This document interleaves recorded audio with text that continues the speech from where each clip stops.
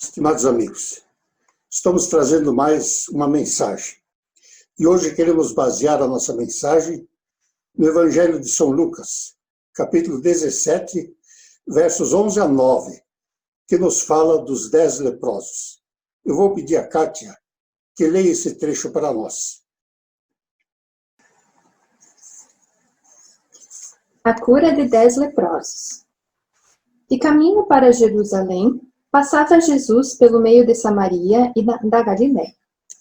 Ao entrar numa aldeia, saíram-lhe ao encontro 10 leprosos, que ficaram de longe e lhe gritaram, dizendo: Jesus, mestre, compadece-te de nós. Ao vê-los, disse-lhe Jesus: Ide e mostrai-vos aos sacerdotes. Aconteceu que, indo eles, foram purificados. Um dos 10, vendo que fora curado, voltou dando glória a Deus em alta voz, e prostrou-se com o rosto em terra aos pés de Jesus, agradecendo-lhe, e este era samaritano. Então Jesus lhe perguntou: Não eram 10 os que foram curados? Onde estão os 9? Não houve, porventura, quem voltasse para dar glória a Deus, senão este estrangeiro? E disse-lhe: Levanta-te e vai, a tua fé te salvou. Estimados amigos, aqui em casa eu tenho um chinelo velho, todo desengonçado, mas eu sou apaixonado por ele. Mais velho que ele fica, mais se torna meu companheiro, que depois de um dia de trabalho me deixa à vontade. Na sua relação com a palavra de Deus, a igreja e os cristãos também têm os seus chinelos velhos. São aqueles textos que nós ouvimos desde a infância, lemos muitas vezes, textos da Bíblia que nos trazem consolo, orientação, conforto, tranquilidade, que nem o nosso chinelo velho. O texto de hoje, que nós acabamos de ouvir, é um desses chinelos velhos da Bíblia. Quantas vezes já o lemos e ouvimos? Mesmo sendo nosso velho conhecido, talvez ainda tenha alguma coisa a nos ensinar. Quando lemos esse trecho, a primeira coisa que nos salta aos olhos é as 9 pessoas ingratas e um agradecido, que se deu o trabalho de voltar e agradecer a Jesus. Mas será que é só isso que o texto nos quer ensinar? Vamos ver. Lucas compara a atitude de um grupo e de um indivíduo diante de uma situação. E a situação é esta. Temos 10 pessoas que estão cometidas de lepra. E a lepra naquela época não tinha cura. E eles não poderiam viver na sua família, ou na aldeia, ou na cidade. Precisavam viver longe da população.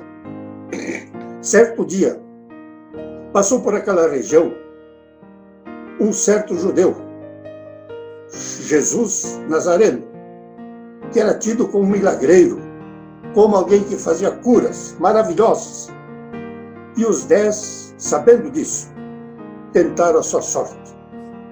Clamaram por ajuda, pediram ajuda daquele Nazareno, daquele milagreiro, e foram curados. Até aqui tudo bem. Só que de repente a história muda. Um dos 10, vendo que fora curado, voltou dando glórias a Jesus, glórias a Deus em alta voz. Prostrou-se em terra, adorando a Jesus. E os outros 9 não voltaram e não deram glória a Deus. Quanto mais leio e medito nessa história, mais me convenço de que aqui está a sua mensagem central, de que aqui está uma pergunta a cada um de nós. Um, ao ver que estava curado, voltou para Deus, dando glórias e agradecendo a Deus. E por quê? Porque ele reconheceu que Deus estava por trás da sua cura. Os outros 9 também foram curados. E sem dúvida se alegraram. Ficaram muito felizes. Mas, aparentemente, entenderam que a sua cura fora obra de um milagreiro que estava ali, de um curador, de um mestre, e nada mais. 9 agem de um modo e um age de outro modo. Os 9 veem em sua cura algo quase como natural, um passe de mágica do curandeiro qualquer, um fazedor de milagres. Aquele um agradecido vê na sua cura o dedo e o poder de Deus. E é aí que a nossa história quer chegar. E é aí que talvez o chinelo velho, este chinelo, comece a apertar para ti e para mim. Por isso vamos agora juntos, deixar que essa história nos desafie e nos dê entendimento, nos faça perguntas e nos enriqueça nesta hora, aproximando-nos de Deus. A história nos obriga a colocarmos a seguinte questão diante de nós. Conseguimos ver a mão de Deus nas coisas que acontecem conosco e ao nosso redor? Para ilustrar a nossa atitude, podemos falar de casos que acontecem todos os dias conosco e ao nosso redor. Uma criança fica doente. Nós a levamos ao hospital. E depois de alguns dias, volta para casa, sarada, viva. Então ouvem-se muitos comentários. Se não fosse aquele remédio que o médico usou, ela não estaria viva. Foi o médico, com sua capacidade, que conseguiu fazer com que essa criança ficasse viva. Achamos que isso é perfeitamente normal, algo natural que se espera de um bom médico. E com tudo resolvido, voltamos ao tranco normal de nossa vida e nos esquecemos de Deus. Não paramos para pensar a fundo no que aconteceu. E assim acontece com tantas coisas ao nosso redor. Fizemos uma viagem, talvez até longa, e depois de um tempo voltamos da viagem para casa sem acidentes. Achamos isso natural. Temos um teto sobre a nossa cabeça, temos comida na mesa, temos trabalho, bons colegas, bons amigos, família ao redor de nós, e achamos isso tudo muito natural. Nosso filho cai de uma árvore ou de uma escada, e em vez de quebrar o pescoço, só quebra o braço ou uma perna, e em pouco tempo estará novamente curado, e achamos isso normal. Uma pessoa pisa num prego enferrujado ou se corta, e em vez de contrair tétano, que talvez o levaria à morte, apenas tem uma pequena inflamação, e que com o passar do tempo estará novamente boa. Achamos tudo isso natural. Assim como os 9 leprosos acharam natural que aquele pregador milagreiro os curasse, e não viram por trás disso a mão de Deus. E nossa pergunta na história é essa. Você nota, em tudo que acontece ao teu redor, está a mão de Deus? E nós precisamos confessar e reconhecer que muitas vezes também não vimos a mão de Deus em nossas vidas. E por quê?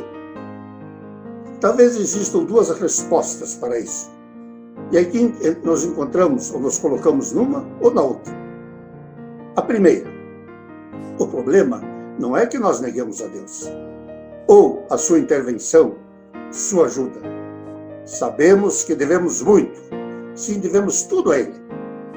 Mas não paramos, não chegamos realmente a pensar e a agradecer por isso, e nos alegrar e regozijar com a sua bondade. Não existe tempo, não paramos um pouco para meditar, não existe aquela disposição alegre e agradecido.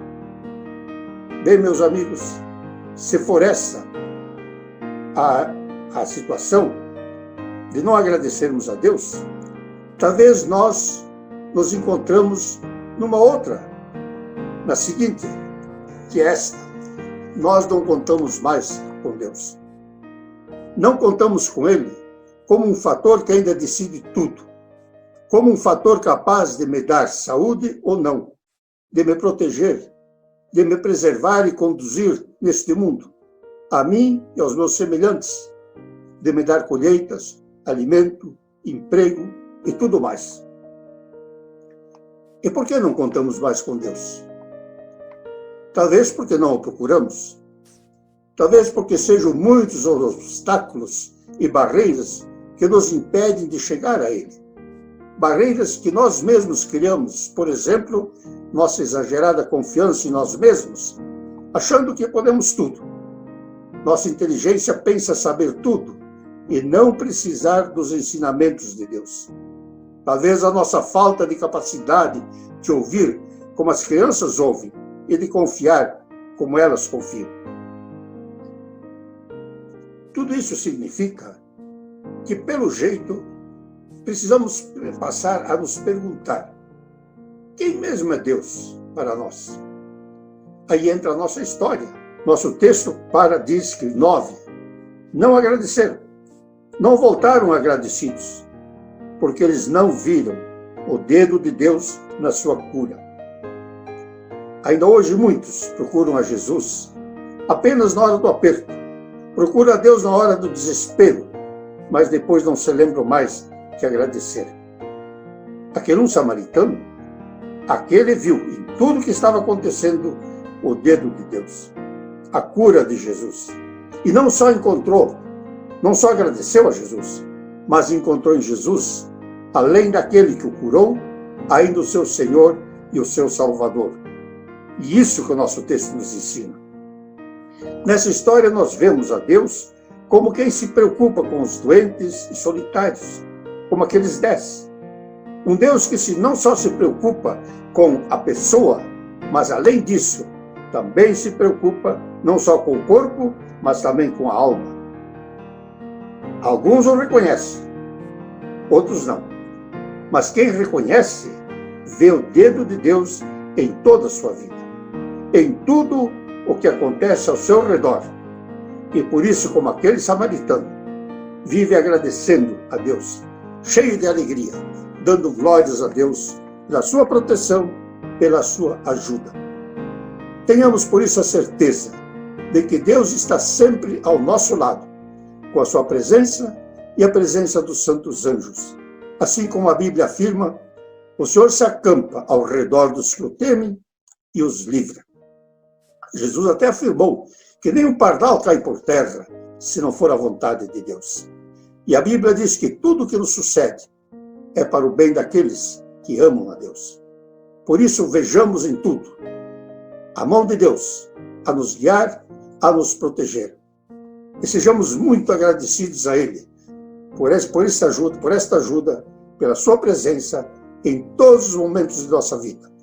Como o samaritano agradecido, lembremos-nos sempre de agradecer a Deus por tudo que Ele faz, cada dia de nossa vida. Amém. O Senhor Deus vos abençoe e vos guarde. O Senhor Deus faça resplandecer o seu rosto sobre vós e tenha misericórdia de vós. E o Senhor Deus sobre vós levante o seu rosto e vos dê a paz. Amém.